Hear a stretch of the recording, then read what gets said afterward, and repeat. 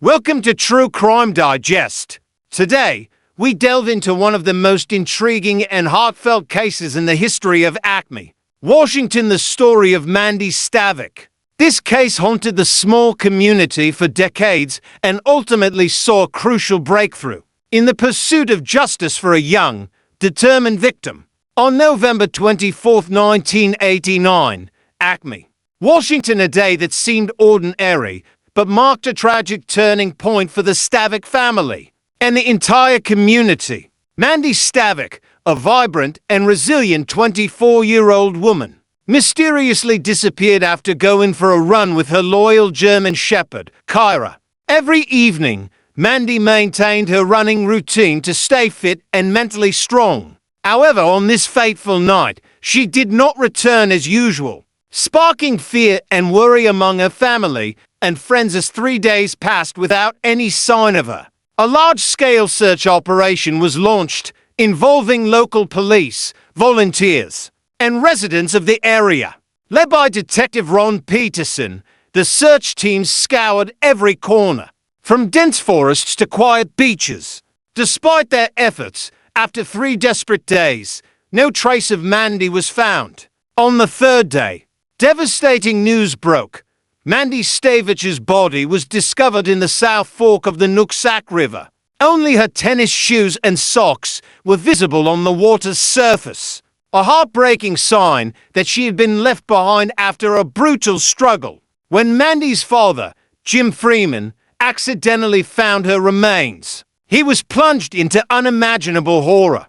Confronting the lifeless body of his daughter in such a merciless state left Jim facing an indescribable pain. The discovery of Mandy's body not only marked the end of a heartbreaking search, but also opened a new chapter in this mysterious investigation. The first questions everyone asked were, who committed this heinous act, and why? Initial clues seemed to offer no answers, only fueling the determination of detectives and the community to seek justice for Mandy. With a lack of clear evidence and no leads pointing to a suspect, Mandy Stavik's case quickly became one of the longest cold cases in Acme. Detectives continuously reviewed and eliminated suspects, ranging from friends to acquaintances of Mandy, but no one fit the profile of the perpetrator. Each time a new suspect was proposed, they were ruled out due to insufficient evidence or mismatched DNA clues at the crime scene. This not only heightened the tension for the Stavik family, but also created an atmosphere of fear within the small community. People began to wonder if the murderer was still at large, and whether they might commit another crime. In the face of these challenges, the perseverance and unity of the Acme community became invaluable. Volunteers tirelessly continued the search, participating in night patrols and analyzing suspicious areas. They frequently provided testimonies and information to the investigators, hoping that even the smallest clue could lead to the truth. The Stavik family, especially Mandy's mother, Mary Stavik, never gave up hope. Mary regularly attended community meetings, urging everyone to maintain faith and cooperate in finding her beloved daughter. Support from friends, relatives, and even strangers helped the family feel less alone in their arduous battle. Despite facing numerous obstacles, Detective Peterson and his team remained steadfast in their efforts. They frequently re-examined old evidence, revisited overlooked clues, and sought new perspectives on the case. This unwavering dedication ultimately proved that there was no giving up in the quest for justice for Mandy Stavik. The initial challenging and difficult investigation was not only a journey to uncover the truth, but also a testament to the perseverance and unity of a small community confronting tragedy. However, as we will see in the upcoming segments, the truth behind Mandy Stavik's case still holds many mysteries and surprises.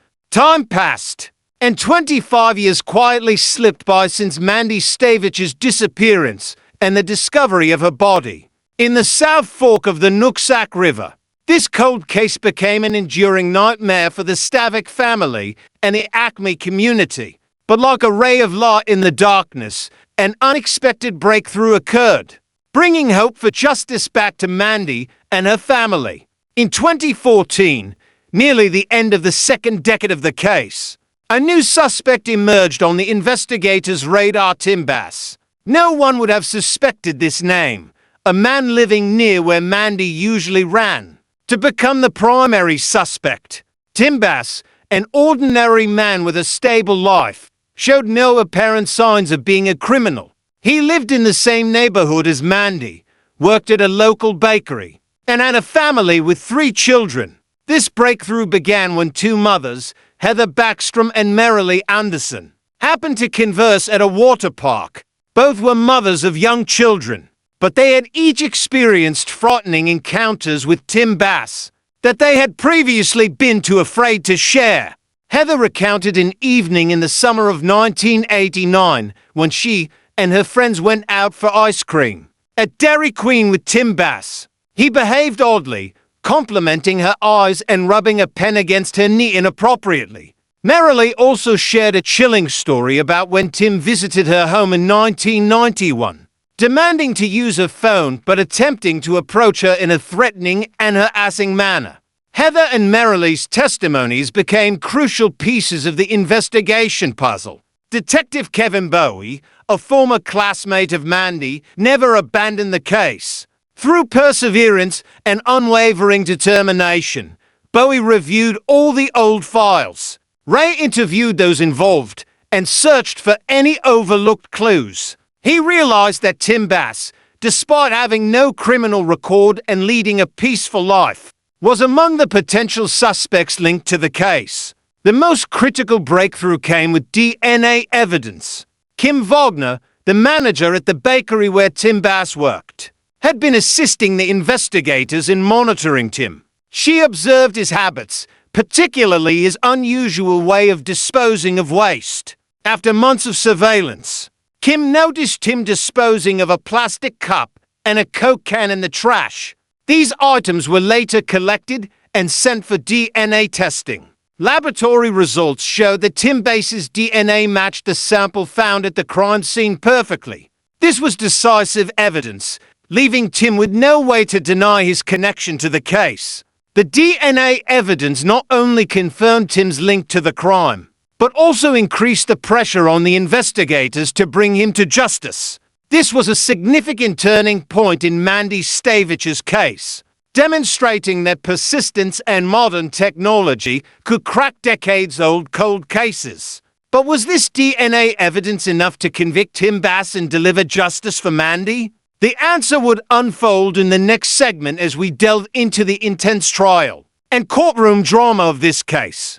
We have witnessed significant progress in identifying the suspect, but the journey did not end there. To bring justice to Mandy Stavik, the case moved into a tense and dramatic trial phase. On December 12, 2017, nearly 28 years after Mandy Stavik went missing, police officers executed a warrant to arrest Tim Bass at the parking lot of his workplace. At the bakery, the tense scene unfolded as 2 officers approached and declared his arrest on charges of kidnapping, rape, and murder of Mandy. Immediately after his arrest, Tim Bass adamantly proclaimed his innocence. He asserted that he had no relationship with Mandy, never dated her, nor had any intimate contact with her. However, changes in Tim's narrative from claiming no knowledge of Mandy to asserting a secret relationship raised suspicions among the prosecution team. The trial commenced with the prosecution presenting undeniable DNA evidence linking Tim Bass to the crime scene. Kim Wagner, the bakery manager, testified that she had been monitoring Tim for an extended period and ultimately collected the plastic cup and Coke can he disposed of, which contained his DNA. Additionally, Gina Malone, Tim Bass's ex-wife, came forward with harrowing testimonies. Gina described Tim as a controlling and violent husband who frequently berated her, calling her woman and demanding her compliance with his every demand. She also revealed that Tim had attempted to shift the blame for Mandy's case onto his father, who had passed away over a decade earlier, further casting doubt on Tim's character. On the defense side, attorney Stephen Jackson presented an alternative theory. He argued that the DNA evidence only proved that Tim and Mandy had sexual contact, but did not establish coercion or murder. Jackson proposed that Tim and Mandy might have had a secret romantic relationship before Mandy went missing. He emphasized that there was no physical evidence to prove that Tim had forced Mandy, and Tim's initial refusal to provide a DNA sample was merely due to his fear of being convicted. Through crime television programs leading the prosecution, attorney Dave McEachran focused on the DNA evidence and the lack of other supporting evidence to build the case. They argued that Tim's lack of cooperation during the investigation was indicative of guilt. McEachran stressed that, although there was no direct evidence proving Tim killed Mandy, the presence of his DNA at the scene and the testimonies of those close to him painted an undeniable picture of the crime Tim committed. Throughout the trial, numerous witnesses were called to testify. Tom Bass, Tim's brother, provided crucial insights into Tim's past, including his strange behaviors and a shift in his demeanor after a teenage breakup. Tom recounted instances where Tim expressed suicidal intentions and exhibited violent behaviors, heightening suspicions about Tim being the actual murderer. Moreover, testimonies from Heather Backstrom and Marilee Anderson to mothers who played a significant role in identifying Tim as a suspect were presented to strengthen the link between Tim and the case. They shared their terrifying experiences and the harassing actions Tim had previously carried out, highlighting his violent and unstable nature. As the trial neared its conclusion, the atmosphere in the courtroom became heavy and tense. Both sides had thoroughly presented their evidence and arguments, and it was now up to the jury to deliver the final verdict. Mandy's family, along with the Acme community, awaited the outcome with hope that justice would finally be served. After a long day of questioning and deliberation, the promise of justice was fulfilled. Now, after over 30 years of waiting, the jury was ready to deliver their verdict. Filled with anticipation, everyone in the courtroom awaited the decision. Finally, a decisive gavel struck, announcing the defendant is guilty. Immediately, Mandy Stavik's family burst into tears. Embracing each other and feeling a part of their pain finally lifted. Mary Stavik, Mandy's mother, could not hide her joy and relief upon learning that the man responsible for her daughter's death had been convicted. The entire Acme community also expressed their emotions and trust in the justice system, seeing that the case had been resolved even after many decades. In contrast, Tim Bass, the convicted individual, continued to assert his innocence. Meanwhile, his family, especially his mother, Sandra Bass, spoke out in his defense, claiming that he had no involvement in the case, and that they would continue to fight to prove his innocence. This verdict not only brought peace to Mandy's family, but also sent a powerful message to the community about perseverance and justice. It stands as proof that, no matter how much time passes, the truth and justice will prevail if there is enough evidence and determination. The jury's final verdict concluded a long and painful chapter in the lives of Mandy Stavik's family and the Acme community. It clearly demonstrated that justice is never too late and that perseverance in seeking the truth is always rewarded. However, this story also opens up many reflections on the legal system and the importance of maintaining solid evidence to ensure that justice is truly served. In the next segment, we will explore the profound consequences and impacts that this case has left on the family, the community, and the legal system. Mandy Stavik's family, after over 30 years of suffering, finally felt a part of their loss was eased. Mary Stavik, Mandy's mother, though still bearing emotional scars, found indescribable relief knowing that Tim Bass had been convicted. However, the healing process is never complete. and the memories of her beloved daughter remain ever present in her mind. Conversely, Tim Bass's family also faced significant repercussions. His mother, Sandra Bass, spoke out in defense of her son, affirming that Tim was entirely innocent.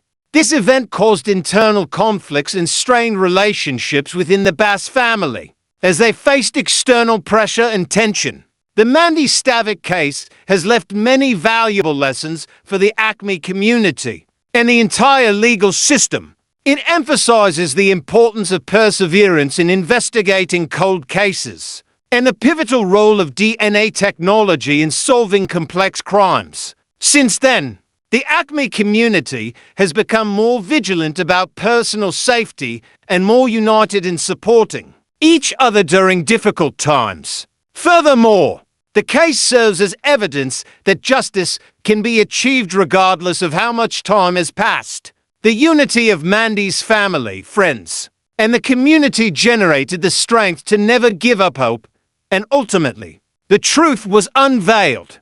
The aftermath and impact of the Mandy Stavik case are not just personal stories, but comprehensive lessons on perseverance, unity, and faith in justice. It serves as a powerful reminder that, no matter how challenging the path to uncovering the truth may be, with determination and community support, we can overcome any obstacle to achieve rightful justice.